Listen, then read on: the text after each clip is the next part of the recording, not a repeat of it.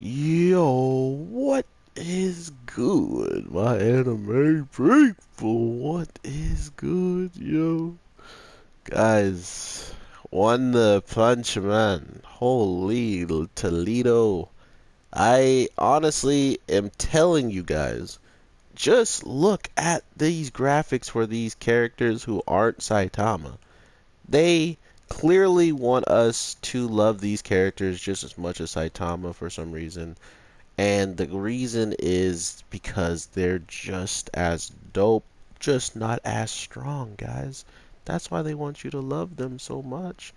So, what we learned very quickly within this episode is Saitama without like interrupting anything, these battles are going to be much longer and not like easier to like understand exactly who's going to come out a victor when we are watching a giant centipede practically like throw around an S-class hero without any real difficulty. So we watch Metal Bat kind of give us this example of what the S-class heroes could be capable of. For one thing, they're capable of literally just getting dooed on, like taking so much damage. This man don't know how to. He's blocking able, so disabled. So that's just how it go with that. But from what I can tell, we're going to probably get some explanation behind why he's the way he is, or like why he's so strong. I mean, this man literally just swings around a bat. Like that's his thing.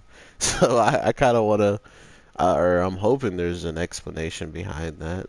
Which, if not, whatever, whatevs. But still, I do enjoy Metal Bat's character. He's pretty fun to watch.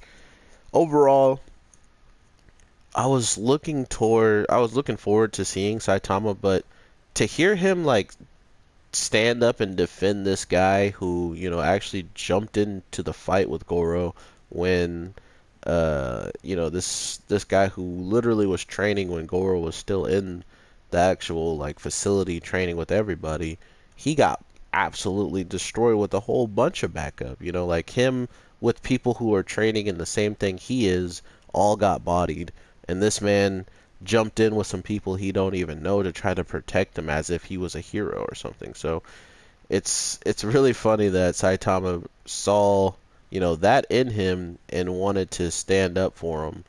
And that's usually not his, in his character. Like he usually just allows whatever to be said, and because of it, uh, we kind of look at him as just this bland, not really caring character. But now I feel like that's where Saitama is kind of shining compared to what he used to be. He used to not really care about anybody ever, and because of that, it really showed. Oh my God, that looks sick.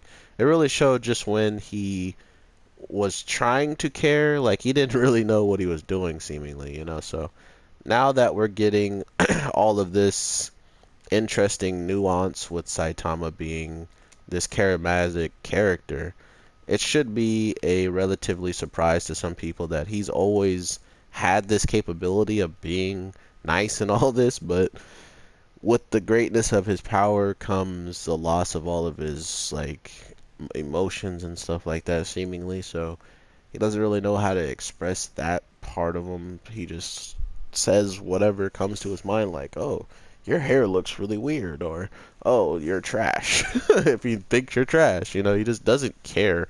Nor does he need to, seeing how he feels like he doesn't even remember the last time he had a real good fight. So that kind of gave me the feeling that the the fight with that guy up, uh, Brona or whatever, the guy that he fights and has in a crazy fight with, it kind of tells me that even that fight was kind of just like, oh yeah, I had to fight him and he messed up my suit a little bit because he was strong, but it wasn't a great fight. It wasn't a fight that he actually was memorable for Saitama, clearly, because he wasn't like, the last time I had a hardcore fight was I can't even remember. So that just kind of goes to show you where this is all going. But some people who think in the future can grow strong as Saitama is someone like Deku, and I don't really see it.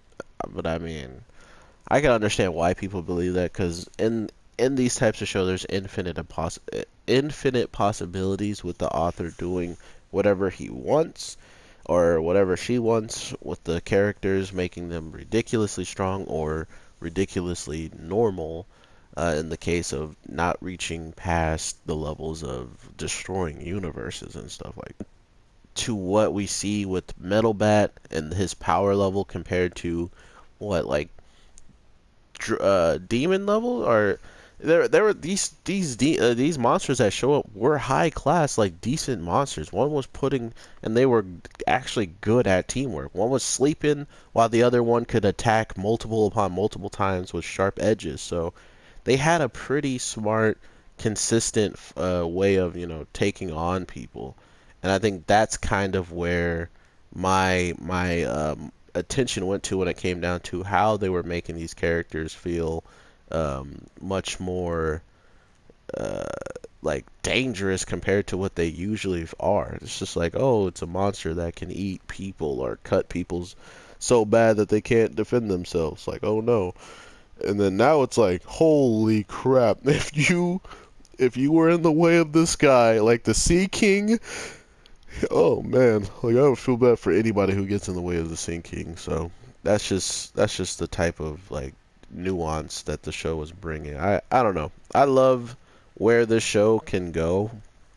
It's just now, will the graphics always look like that during the fights where it's this blurry cam of all these hits are flying and stuff, but for some reason the camera just goes absolutely more ballistic than the actual fight itself, and you can't even really make out what's happening. I don't know if that's truly a choice by the animators, like that's what they want, or if this is just a way to cover up that it wouldn't have looked as good as they actually would want, and so they're trying to hide it behind this whole weird looking blurry stuff. So I don't know. I'd never been a fan of this, but it's seemingly one of the more mainstaying things in the mainstream animes, where we get these blurry like overall action scenes, and they just feel like you can't even tell what's happening half the time because it's so just out of focus. But yeah, not only that, we really don't get to understand why the monsters are pushing the person that Metal Bat's taking care of, besides that this guy is like an executive or something along those lines, and he's pretty important to the humans, but one thing, how do the monsters know that? And if he is important to humans, why is he now important to the monsters, So very, very interesting stuff there. I can't wait to see where this is going. We haven't really gotten Saitama to go full out since like the last episode, and to think that it's been so long to see this man just in general, he's not even the star.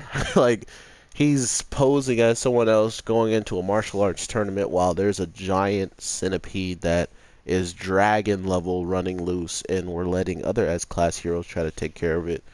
And at the same time, like I've been saying, the best looking character right now is Goro. Or, yeah, I think I said that right, how they pronounce it. But, my god, he looks so well done. This man looks like he's the only thing that came out of season one. Like, my god, do they go in on his design? I absolutely can't fathom like seeing him as just some dopey looking character or something like that. Like I don't see them doing that, only because it feels like this is his arc, this is his story, this is what people are going to be seeing for quite some time.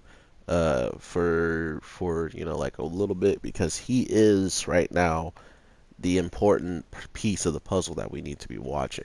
Kind of. That's just what it feels like. By him talking to the kid multiple times, going back to him and seeing how certain heroes are with that book that he has that he can't borrow from the kid, and he kind of just goes there and reads it over his shoulder. Um, but yeah, man, I truly think One Punch Man is it's in a good spot story wise, but the fighting and stuff, it's rough. I know, and to think that the story still has me so intrigued that these episodes are flying by like nothing, I can't complain. And I really hope to hear reasonings why you guys are mad or good reasonings why the show should step it up in certain aspects because as of right now, I feel like it's rush. Like this feels like we're going really, really quickly, which is another reason why I kind of wanted to say that with what they were doing and waiting on so long to drop the next season, it makes sense because of if I remember, I'm pretty sure they're like flying through this right now. So please let me know how quickly the manga material is being used because last time I checked, I could have sworn there was more stuff that may have been able to be fleshed out, but it feels like they're using that stuff that could be fleshed out to just use it. Like they just use it at random moments during a story that has a bigger overall arc. So I don't know. It might just be me having a weird conundrum, but if you do know, let me know in the comments down below or hit me up on Twitter, any of my social medias, and I'll definitely hear you out. Thank you so much for the support, guys. I'm at like 98 subscribers. I like the subscribers and stuff doesn't really matter because I get to talk to certain people at certain days every day, and that's what I made this channel for. I made this channel for a community where we could just talk about shows that we enjoy and be able to say it with a smile on our face and bragging about certain things we know because it's so awesome to us and no one judge you for it. And that's what I've been able to do so far. And I feel like I'm blessed just for having that. So thank you, and thank you. I can't wait to talk to you guys in the next one. So with that, peace.